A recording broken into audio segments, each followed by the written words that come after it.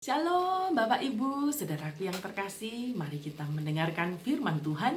Sebelum mendengar firman Tuhan, tolong like dan subscribe. Tuhan Yesus memberkati. Tema kita tentang kesalehan yang sejati. Kesalehan yang sejati adalah seperti di dalam 2 Petrus pasal 1 ayat yang kelima. Justru karena itu kamu harus dengan sungguh-sungguh berusaha untuk menambahkan kepada iman kebajikan, dan kepada kebajikan kepada pengetahuan, dan kepada pengetahuan kepada penguasaan diri, kepada penguasaan diri ketekunan, dan kepada ketekunan kepada kesalehan. Bapak Ibu, kalau Anda sudah merasa diri anak Tuhan, maka hidup saleh itu adalah suatu bukti ucapan syukur kita kepada Tuhan. Tetapi yang perlu kita pelajari hari ini, kepalsuan yang palsu itu yang bagaimana, Bapak Ibu? Sehingga kita tidak terjebak antara palsu dan yang sejati. Kita inginnya memiliki kesalehan yang sejati tentunya, kan? Bapak Ibu, kesalehan hidup merupakan hal yang harus diusahakan. Tetapi kalau Anda terjebak dalam ritual-ritual keagamaan yang membuat Anda jauh dari Tuhan, maka ini namanya kepalsuan ya Bapak Ibu ya. Kalau kita ingat bahwa kesalehan yang bersifat legalistik adalah suatu bentuk kesalehan hanya mengejar keselamatan dengan cara berbuat kebaikan, melakukan segala ritual keagamaan hanya untuk diselamatkan. Bapak Ibu, ini adalah bersifat legalistik. Berarti legalisme itu adalah suatu konsep bahwa seseorang dapat mencapai kesempurnaan di hadapan Allah melalui usaha mentaati hukum sebaik-baiknya. Mendapatkan keselamatan karena usaha sendiri. Ini yang tidak benar. Karena keselamatan hanya kita dapat di dalam Yesus Kristus. Maka ketaatan terhadap hukum tidak lagi ditempatkan dalam sarana bagi manusia untuk mengenal Allah, tetapi hukum yang tak bernyawalah yang berwenang di dalamnya. Kadangkala manusia selalu ingin mentaati ini dan itu tujuannya hanya untuk sampai kepada Allah. Sebenarnya di dalam hukum Taurat itu kalau kita pelajari itu sangat menjelimet ya Bapak Ibu ya. Di sana tafsiran dan aplikasi dalam keduanya menghasilkan 613 atau 621 peraturan yang harus ditaati tanpa terkecuali. Di sana ada 5 kitab Musa. Ada penelaan kitab suci secara homiletik, itu namanya Midrash ya Bapak Ibu ya.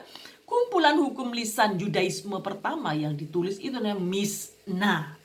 Catatan tentang diskusi para rabi yang berkaitan dengan hukum Yahudi, etika, kebiasaan dan sejarah namanya Talmud.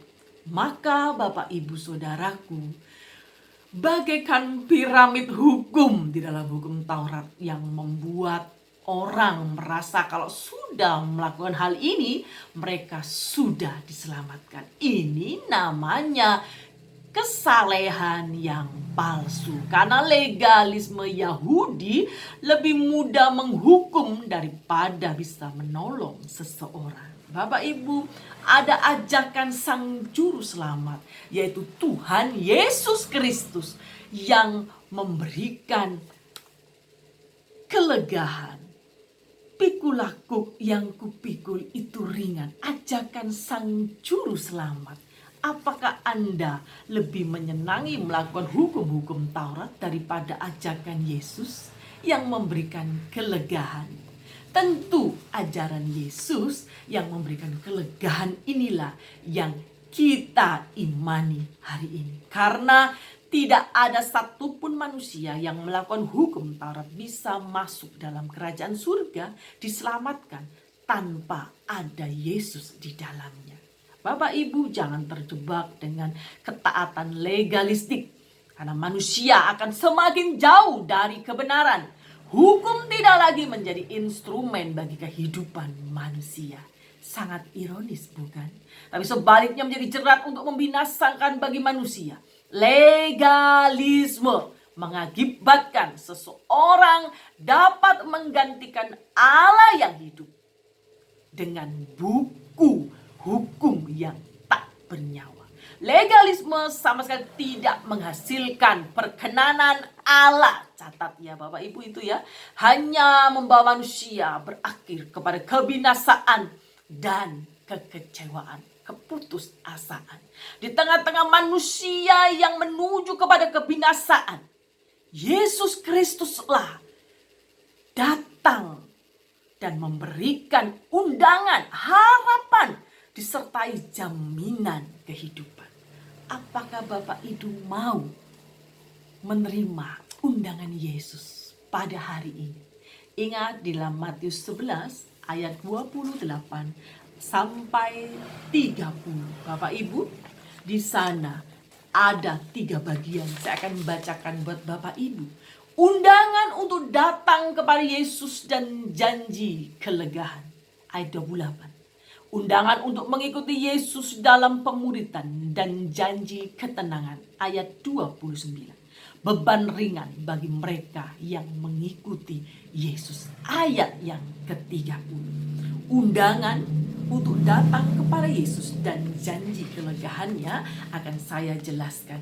Bapak Ibu, sebelum itu saya akan bacakan ayatnya aja supaya kita semua menjadi clear ya Bapak Ibu ya.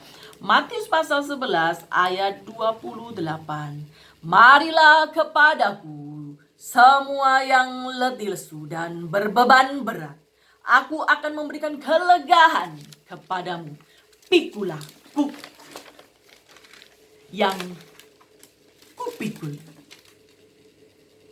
kuk yang kupasang, dan belajarlah kepadaku, karena aku lemah lembut dan rendah hati, dan jiwamu akan mendapatkan ketenangan. Sebab kuk yang kupasang itu enak dan bebanku pun ringan.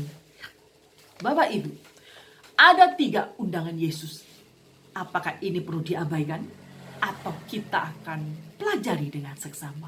Tentu kita akan mempelajari 3 undangan Yesus ini dengan seksama, supaya kita tahu mana kesalehan yang sejati, mana yang kesalehan palsu yang bersifat legalistik. Ingat, undangan untuk datang kepada Yesus dan janji kelegahannya. Memang Yesus sanggup melepaskan segala problema hidup, sakit, penyakit, dan sebagainya. Tetapi konteksnya hari ini, lemah, letih, lesu ini bukan berbicara tentang persoalan kehidupan, tetapi berbicara tentang orang yang mengeluh karena beban berat hukum Taurat yang sangat mengikat mereka dengan ritual-ritual dan tradisi orang Yahudi dan ahli Farisi yang terikat legalisme. Ini yang membuat manusia itu berbeban berat dan letih lesu. Karena hukumnya bertumpuk-tumpuk bagaikan piramid hukum. Inilah yang membuat orang merasa tertekan dengan hukum Taurat. Tidak bisa mencapai perkenanan Allah dengan segala perbuatan manusia. Maka kita perlu menyambut undangan Yesus dengan penuh sukacita. Karena undangan Yesus itu undangan yang melegakan. Janjinya memberikan kelegaan. Undangan untuk datang kepada Yesus. Dan janji kelegaannya di ayat 28. Ini bukan janji palsu. Karena dia adalah kebenaran. Dialah Allah itu sendiri. Ingat, orang yang merasa hutangnya dilunasi dengan usahanya sendiri, itu orang yang akan mati-matian menjalankan hidupnya supaya saleh. Tapi apakah itu mampu dijalaninya? Tidak mampu. Karena setiap orang yang demikian, orang yang mengalami letih lesu dan berbeban berat, menjalani kehidupan belum masalah, belum dosa yang begitu mengikat. Nah, ini undangan Yesus pada hari ini. Yesus mengundang untuk datang kepadanya. Undangan Yesus ini menunjukkan besar kasih setianya. Dia memahami ketidakberdayaan kita sebagai manusia.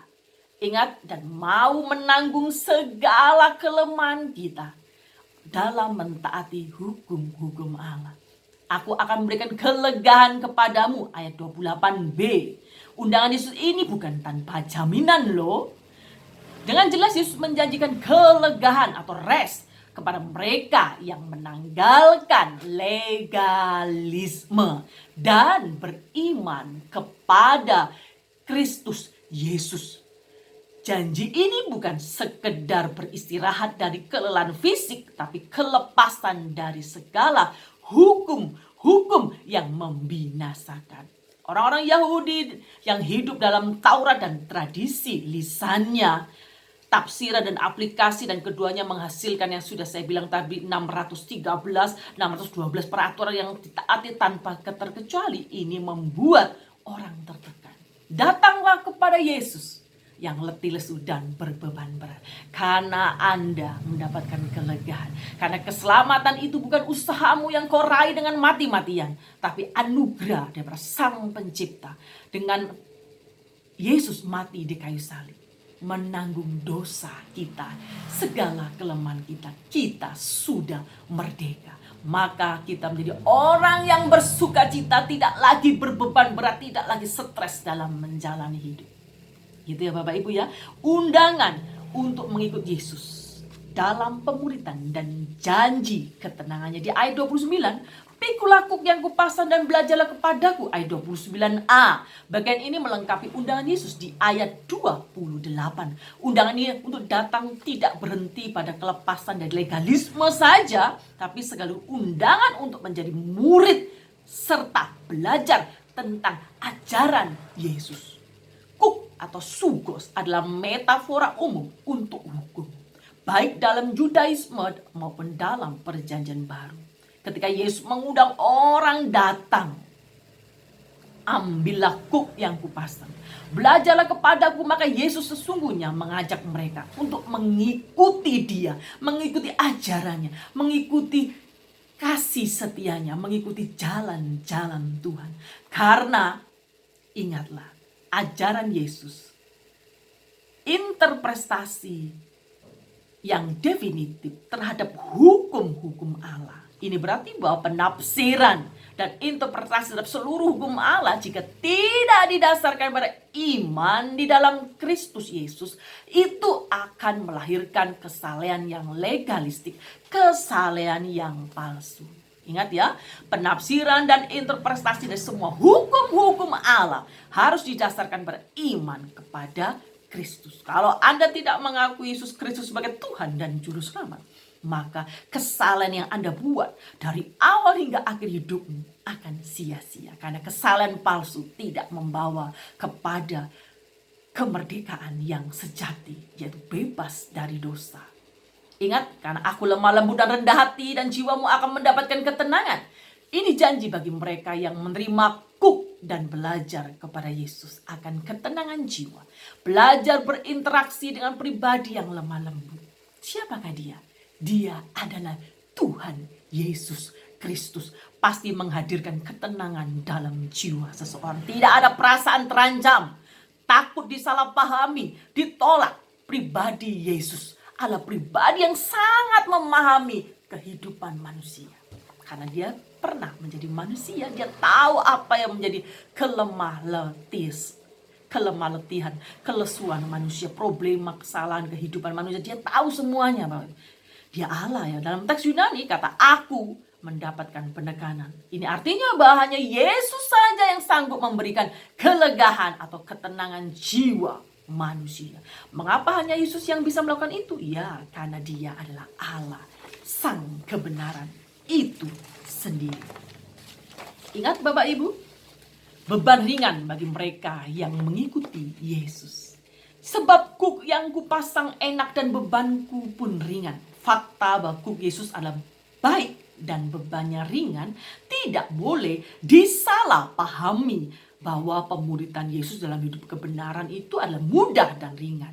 Ikut Yesus harus menyangkal diri. Ikut Yesus harus penyerahan total kepada Allah.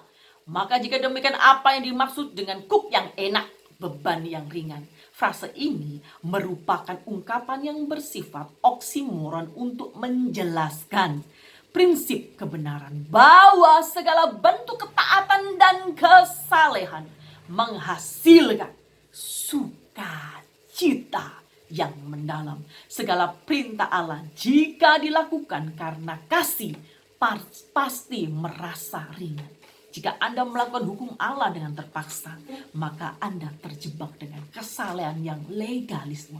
Jika Anda berdoa tertekan, takut dosa kalau nggak berdoa, takut kalau nggak beribadah kepada Tuhan, takut berdosa, takut masuk neraka, Anda terjebak dengan kesalehan yang legalisme.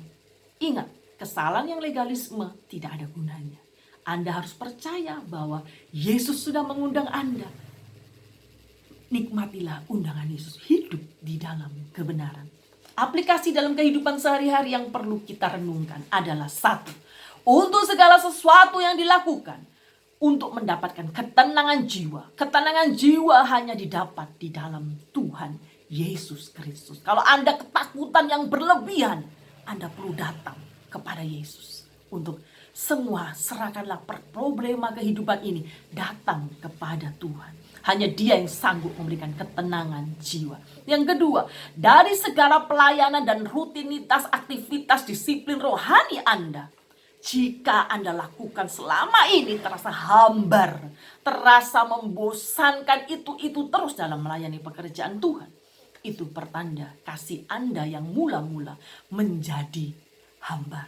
Maka datanglah kepada Tuhan, biarlah kasih Allah yang mula-mula itu kembali terjalin. Cintanya Allah mengalir dalam hidupmu sehingga Anda melayani Tuhan tidak terjebak dalam kesalehan yang palsu, tapi Anda melayani pekerjaan Tuhan dengan sukacita, membawa dampak positif bagi orang lain, mengabarkan berita keselamatan sampai ke ujung dunia dengan hati yang berkobar-kobar karena Kristus meski tidak dibayar tentunya.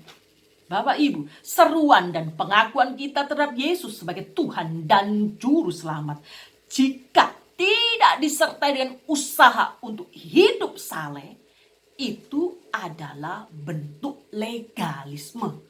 Ya, keyakinan akan keselamatan kekal pada kesalahan legalistik adalah keyakinan keselamatan palsu. Ingat Bapak Ibu, keselamatan yang kita punya adalah keselamatan yang sejati. Kita percaya kepada Yesus sebagai Juru Selamat dan satu-satunya Tuhan yang sanggup memberikan kelegaan di dalam kehidupan ini. Ingat, Anda punya Yesus, tidak pernah sendiri dalam kekristenan. Hidup penuh dengan persoalan, tapi kuk yang dipasang Tuhan itu enak dan ringan. Datanglah kepada Tuhan di tengah rutinitas yang membosankan. Datanglah kepada Tuhan. Jika Anda mengalami kesulitan kehidupan, datanglah kepada Tuhan. Milikilah kebenaran itu, milikilah kesalehan sebagai bukti karena Anda mengasihi Tuhan Allah. Terima kasih sudah mendengar firman Tuhan. Biarlah bertumbuh terus dalam pengenalan akan Tuhan Yesus Kristus. Tuhan Yesus memberkati kita semuanya. Amin.